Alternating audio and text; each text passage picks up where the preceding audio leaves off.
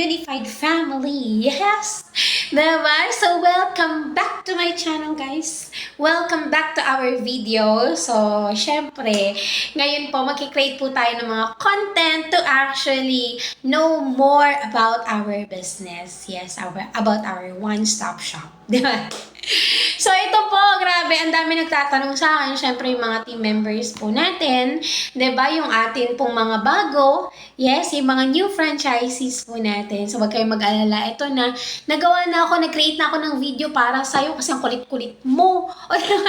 And joke lang. Anyways, yung video po natin, this is to know po, no? Para malaman nyo kung paano nga po ba natin i-reach out ang atin pong CSR.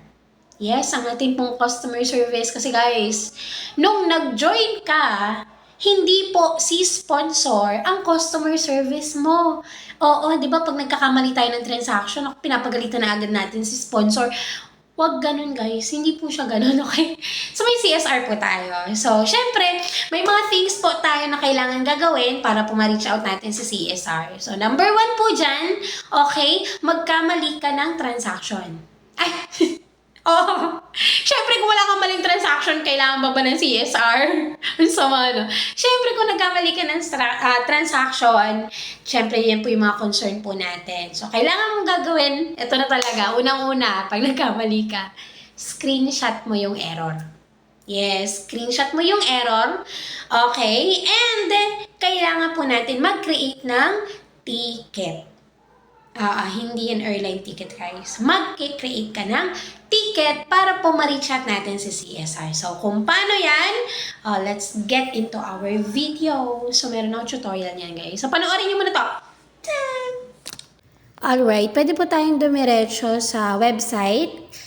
Type lang po natin support.unified.ph. Ayan, then doon na tayo sa yan, support page natin. Click create a ticket para makagawa po tayo ng ticket. Okay, ayan. So, make sure binabasa po natin yan, alright? So, dyan po kailangan natin i-select yung category na kung general yung concern, make sure click customer support. Okay? And don't forget na yung priority po natin is always high. Nakalagay po yan sa high. Okay? Tapos, yan, lagay na lang natin yung information po natin like the name, email address. Okay? And also, yung i-check po natin is account owner. Ayan, account owner ka dapat. Lagay mo na rin yung reg code mo and then yung message mo. Okay? So, ako, mag-invento na lang ako, guys. Diba? Kasi for ano lang po ito, video purposes. Okay? Demo purposes lang po ito. Good morning na lang yan. Okay. So, make sure po yung concern nyo na picturean po natin or na screenshot po natin para ilalagay natin siya as attachments para makita ni customer service na yun yung pinaka-error natin na nakukuha. Okay. Don't forget na ilagay din po natin yung CAPTCHA. Opo, para maiwasan na para alam ni system, ni customer service, tao yung gumagawa ng ticket, diba? And then, click mo lang po yung submit. Ito po yung susunod na page after ng submit. Make sure na i-screenshot mo yan, guys. O, diba? Screenshot mo. Or, pwede rin pong i-copy-paste mo na lang. Okay? Tapos, balik ka sa online support system. And then, dito check natin yung ticket naman. Diba? I-click mo yung sa kabila, guys. View existing ticket. Pagka-paste po natin ng reference ID, ayan na siya. Diyan na yung ticket. Alright! Ayan. So, very informative ba? Nakatulong ba, guys? So, nandyan po yung step by step kung paano po tayo mag-create ng ticket, okay, para ma-reach out sa CSR.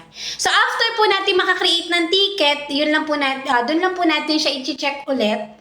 Okay, sa view existing ticket, make sure recorded mo yung reference ID mo. Okay, so babalikan lang po natin yun. Or, after naman po makapag-create ng ticket, pwede mo rin po silang tawagan. Yes, so mayroon po tayong hotline para po sa ating mga customer service. So, ilalagay ko na lang guys sa description box ba? Di ba?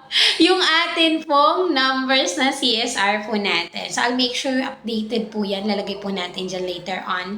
Okay? So, sana po naging informative po yung video po natin at nakatulong lalong-lalo na sa mga bago po natin na mga franchisees. And guys, kung kayo po ay may mga katanungan, comment, please do comment sa atin pong comment section. Then, sa kung anong platform mo na panood yung video po natin. So, and please make sure to follow po sa mga social media accounts po natin. Indicate ko na lang din later on dun po sa ating description box or sa kung saan man siya magpa-pop up dyan, guys, di ba? Please follow to our social media accounts, Facebook, TikTok, and Instagram. Meron din po tayo yan, Twitter. Ayan, di ba? And also, please like, share, and subscribe kung palagay mo natuto ka at may di ba? Nagka-traffic.